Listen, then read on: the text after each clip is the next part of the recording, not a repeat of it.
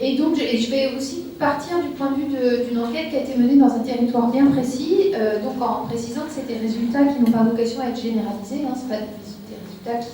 qui visent à être représentatifs d'un quelconque électeur du FN, mais c'est des résultats qui permettent aussi de critiquer certaines idées reçues ou certaines explications à la montée des scores du FN, et c'est aussi des résultats qui permettent de questionner, il me semble, enfin je livre ça à votre appréciation, mais qui permettent de questionner aussi un certain nombre de processus, un certain nombre de conditions sociales qui favorisent quand même la montée de ces votes sans se réduire à ce qui serait des facteurs d'adhésion idéologique. Donc travailler un peu sur les conditions sociales d'existence des gens, leur trajectoire résidentielle, leur trajectoire professionnelle, les conditions d'emploi, et pas uniquement partir des discours. Postuler que le vote aurait pour motif principal une adhésion au discours de ce parti. Alors, pour le dire assez rapidement, moi j'ai fait une enquête dans un territoire périurbain, donc à la périphérie d'une grande agglomération régionale, que j'ai appelé ce territoire la vallée de l'Arivoire. Et c'est tout d'abord un cas précis, concret, qui me permet d'aller un peu à l'encontre de certains discours qui sont développés dans les médias sur ces territoires qui seraient la périphérie, la France périphérique, en marge des grandes métropoles, qui serait la France, une France délaissée, des habitants sacrifiés, on entend pas mal. Donc vous avez peut-être entendu parler d'un consultant et géographe, Christophe Guilly, qui a été critiqué par un certain nombre de gens, je ne connais pas, enfin il y a énormément de gens, enfin plusieurs personnes, notamment un collègue géographe Jean Rivière, d'autres personnes, d'autres géographes qui sont attachés à montrer un peu l'inanité de ses propos et le manque de soubassement empirique, mais en tout cas, ce qui est intéressant, c'est qu'au travers de la médiatisation des thèses de ce géographe, va apparaître un peu la figure des ménages de classe populaire qui veulent accéder à la propriété, s'installer dans du pavillonnaire, qui s'éloignent des centres-villes et qui habitent dans des territoires qui, d'après Guilly, seraient des territoires délaissés, oubliés par la classe politique, puisque c'est bien connu, tout va très bien dans les quartiers de banlieue. Tout l'effort politique de l'État est centré sur les quartiers populaires et rien n'est fait pour ces habitants des zones périphériques. Alors, donc moi j'ai effectivement travaillé sur un territoire situé à la périphérie d'une grande agglomération, territoire dans lequel les catégories populaires sont surreprésentées par rapport notamment à la population des villes.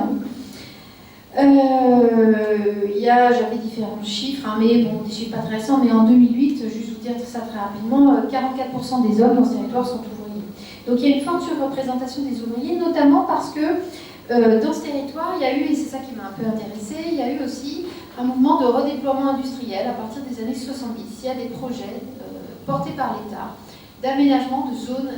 industrielles qui vont devenir, au départ, le projet était de faire une raffinerie, etc. Et puis petit à petit, ça va devenir des zones d'activité avec de la logistique, on est à proximité d'un nœud autoroutier, un certain nombre d'industries quand même productives, de l'industrie chimique, de l'industrie pharmaceutique, de l'agroalimentaire, donc une sorte là aussi de conglomérat d'entreprises qui se rassemblent sur un parc d'activité, un pôle d'activité dont le développement a largement été impulsé par des crédits publics, par les crédits mis en place notamment par les collectivités territoriales à partir des années 80, notamment par les intercommunalités. Tout ça pour dire que les territoires périurbains sont très divers et le cas que j'ai étudié permet de montrer aussi qu'on parle beaucoup de fin du monde ouvrier ou de disparition, mais il y a quand même un certain nombre de territoires, et je ne dis absolument pas qu'il y a eu des territoires qui ont été vraiment frappés par un déclin industriel, mais il y a un certain nombre de territoires qui concentrent quand même encore aujourd'hui un certain nombre d'emplois dans l'industrie et d'emplois avec des conditions particulières. Alors là, pour vous donner quelques chiffres, depuis les années 80, c'est plus de 3700 emplois en CDI entre 80 et 2011 qui ont été implantés sur ce parc. Alors beaucoup d'emplois temporaires,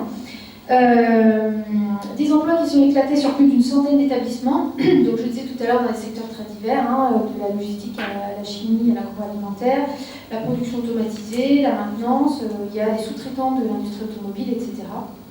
Et donc énormément de salariés qui travaillent dans des entreprises de moins de 50 salariés,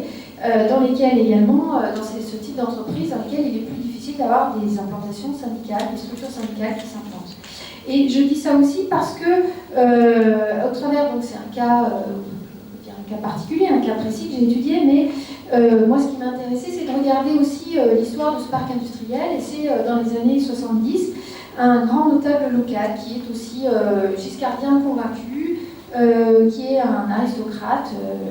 issu de la noblesse terrienne, qui tient toutes les positions électorales et qui va orienter les investissements publics, l'argent des collectivités, pour créer ce parc industriel à proximité d'anciennes agglomérations industrielles qui, elles, subissent, à partir des années 70 et dans les années 80-90, qui, elles, subissent des pertes d'emplois massives. Donc il y a finalement un déplacement comme ça de ces zones d'emploi ouvriers et d'emploi industriels. Et le but, très clairement, quand on regarde un peu les archives, le but de ce grand élu, de ce giscardien, c'est d'offrir aux milieux patronaux une nouvelle zone d'implantation dans laquelle il promet la garantie d'un excellent climat social. Donc, dans les années 80, voilà, il appelle les chefs d'entreprise à venir s'installer en disant, grosso modo, on part de rien et on est dans une zone avec une main-d'œuvre rurale.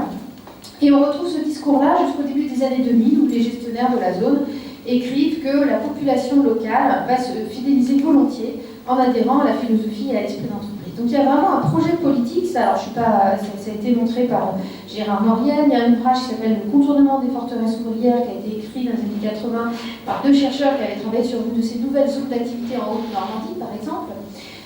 Donc c'est quelque chose, il me semble, qui est présent dans plusieurs endroits en France et qui est peu pointé. C'est-à-dire ces stratégies de redéploiement des emplois industriels, alors c'est pas les mêmes industries que celles qui ont fermé, hein, et du coup ça se traduit par un éclatement des formes d'emploi, de la sous-traitance, mais aussi, alors c'est un deuxième aspect qui permet d'aller à l'encontre d'une vision comme ça un peu du déclin de la France périphérique telle que Guy en parle, mais dans les années 80 aux années 90, dans ce territoire-là, la part des ouvriers qualifiés reste la même, à quasiment à 30%. La part des techniciens, des contremaîtres augmente énormément, et ce qui diminue, c'est la part des emplois d'ouvriers non qualifiés. Donc on voit bien qu'on a des industries qui vont continuer à recourir à des emplois d'ouvriers ou de techniciens, mais on est loin en tout cas d'avoir un déclin uniforme du monde ouvrier, avec ce qui disparaît, c'est plutôt les emplois, enfin ce qui disparaît, ce qui diminue, c'est les emplois d'ouvriers non qualifiés, les caristes, etc. Les ouvriers, enfin voilà, il n'y a pas de chaîne, bien sûr, c'est pas des industries de chaîne, mais du coup, ça permet aussi de dire que dans ce territoire, une des volontés explicites des élus locaux, c'était d'empêcher la construction de logements collectifs et de favoriser l'accession à la propriété, vu comme dans les années 70, hein, c'était aussi c'était montré par d'autres chercheurs, mais c'était aussi une des stratégies portées par la droite, et notamment autour de Giscard, la droite libérale, de favoriser l'accès à la propriété pour avoir des ouvriers qui seraient moins combatifs et qui en tout cas seraient moins sensibles aux influences des structures syndicales et politiques de gauche. Voilà, alors tout ça pour dire qu'on est loin d'un territoire où on aurait une disparition du monde ouvrier. On est plutôt dans un territoire qui est le support de petites trajectoires d'ascension sociale, avec, dans lesquelles se combinent parfois des courtes promotions professionnelles, hein, on passe d'ouvrier à ouvrier qualifié, où on peut devenir contremaître en fin de carrière, voire technicien pour certains. Donc se combinent à ces trajectoires de stabilisation ou de courte promotion professionnelle, des trajectoires aussi de promotion sur le plan résidentiel avec l'installation dans des maisons individuelles. Voilà, tout ça pour dire que très souvent, moi c'est quelque chose qui m'avait un peu énervé, c'est qu'on avait, dans la plume d'un certain nombre de chercheurs, on réduisait, quand on parlait des votes ouvriers qui se portaient vers l'UFM, c'était souvent pour dire c'est des votes de déclassement, c'est les votes des territoires en déclin, des votes en crise, etc. Or, de fait, avec le développement aussi d'une conscience triangulaire, ce qui a été évoqué ce matin, qui était quelque chose qui a été avancé par Olivier Schwartz, c'est-à-dire un certain nombre de composantes des groupes populaires ou des petites classes moyennes tentent aujourd'hui à se situer en essayant de se distinguer des plus démunis ou de figures de boucs émissaires, de groupes minorisés, de groupes racisés, etc., etc. Et donc on a aussi des trajectoires de courte promotion qui en tout cas, ne sont pas les seuls facteurs, parce que tous ces gens-là ne vont pas voter FN, mais on a aussi des trajectoires qui peuvent être le facteur d'adhésion, enfin, pas d'adhésion, mais de volonté de s'exprimer politiquement en recourant parfois, à certaines élections, à un bulletin FN. Alors je vais en venir assez rapidement. Voilà, la question des votes. Donc moi j'ai cherché à replacer cette question des votes donc, dans les transformations d'un territoire. Juste redire, là c'est pareil, donc c'est un territoire qui a été anciennement marqué par donc, la présence de responsables politiques de droite. Donc c'est plutôt un territoire dans lequel on a affaire à une radicalisation des électeurs de droite, ou un certain nombre d'électeurs de droite qui vont se tourner vers cette marque qu'est l'extrême droite, même si ce n'est pas le cas de tous, mais c'est aussi un territoire dans lequel on a maintien de forte importance de scepticisme à l'égard de la politique, hein, chez ces personnes qui ont connu des trajectoires de petite promotion sociale, qui ont pu suivre des études un peu plus longues que celles de leurs parents, certains, beaucoup encouragent leurs enfants à suivre des BTS, etc. Mais donc c'est des gens qui vont,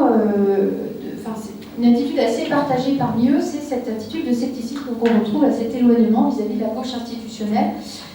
vis-à-vis d'une offre partisane ou syndicale de gauche. Alors, il y a aussi un élément qui joue là-dedans, c'est la recomposition des rapports entre salariés et dirigeants dans des petites entreprises, notamment de sous-traitance. Alors, j'ai rencontré un certain nombre de gens, soit des gens de la sous-traitance nucléaire, par exemple, ou un ouvrier qui travaille dans une usine qui fabrique les caisses en carton pour les primeurs, qui m'expose ses conditions de travail assez difficiles, etc. Il travaille en horaire posté, mais il considère qu'il a pu progresser grâce à son directeur, et c'est un jour son directeur qui l'a pris, son futur directeur, qui l'avait pris en stop et qui est présent sur place, etc. Donc la proximité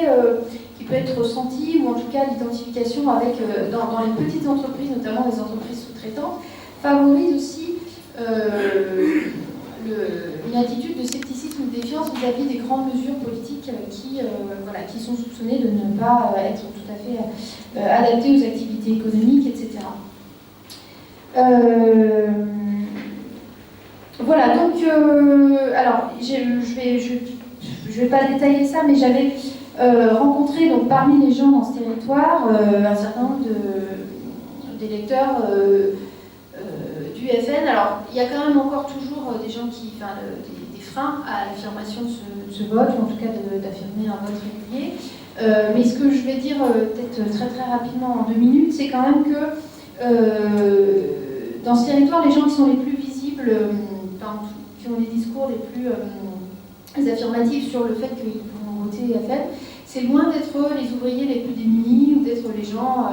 qui sont dans les situations sociales les plus difficiles. Il y a y compris un certain nombre d'élus locaux, des gens qui ont pu devenir techniciens au fil de leur carrière professionnelle,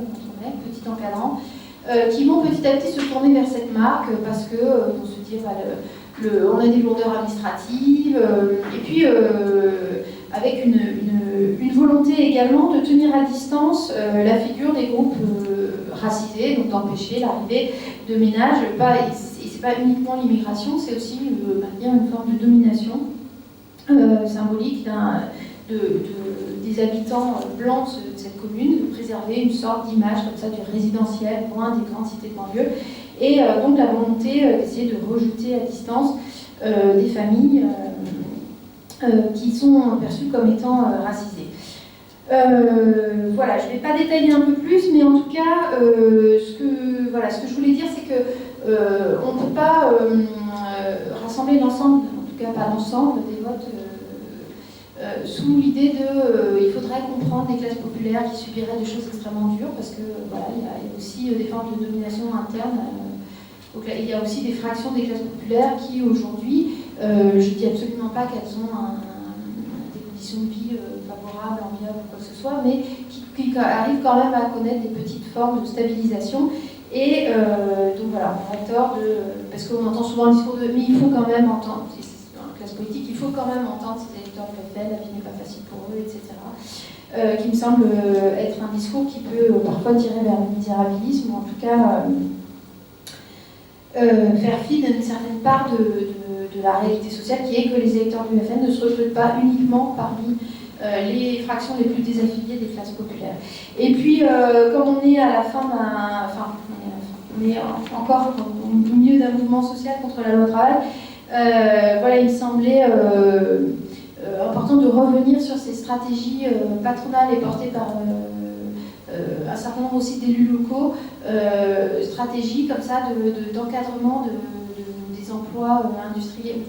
d'un certain nombre d'emplois ouvriers qu'on peut retrouver aussi autour des plateformes comme Amazon, etc. Un certain nombre de politiques des collectivités territoriales qui favorisent au nom du développement de l'emploi l'implantation d'un certain type d'entreprise, voilà, mais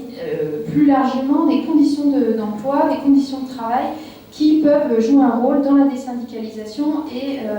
voilà, sachant que d'autres que moi l'ont dit, comme l'historien Xavier Vignard, les luttes syndicales sont aussi des remparts contre l'imposition de ce clivage identitaire entre étrangers et nationaux ou groupes racisés et groupes blancs, etc., espace politique national. Et donc voilà, je crois qu'il y a eu quand même aussi un certain nombre d'initiatives syndicales. Une journée de formation intersyndicale qui avait eu lieu, je ne sais plus, il y a 1 an ou 2 ans sur le FN. Il y a le groupe de syndicalistes Visa qui produit des brochures, etc. Et donc il faudrait, alors il y a des enquêtes en cours sur l'implantation du FN dans un certain nombre de types de territoires ruraux ouvriers, mais aussi des enquêtes sur l'activité syndicale. Des gens comme Sophie Béroux ont travaillé là-dessus, et qu'est-ce qu'il peut faire aussi que dans l'organisation dans le monde du travail, il y ait des contre-feux allumés à la progression de ce parti.